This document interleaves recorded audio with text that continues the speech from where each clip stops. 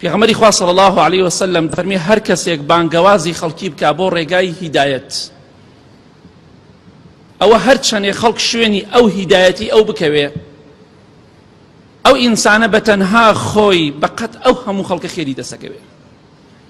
شتێک بە خەڵکی ڕابگەێنە، ئەگەر 1000 نەفەر بە قسەی تۆ بکە، تۆ بەقەت هەر 1000 نەفەرەکە خێرە دەسەکەوێ، بەڵام یەک ئەجر و پاداشتی ئەوانیش کەم ناکە. یعنی بۆ نمونە تۆ شتێک دەکەیت، دەڵێ بڵێ سبحان الله دەسەکەوێ یا 20 خێرە دەسەکەوێ بە پێی ڕوایەتەکان، بڵێ سبحان الله 20 خێرە دەسەکەوێ.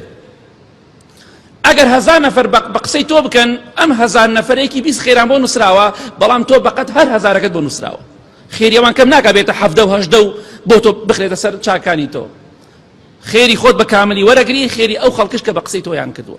ئەگەر ڕێگای خراپە پیشانی خەڵکی بدەی چی دەسەکەوێ؟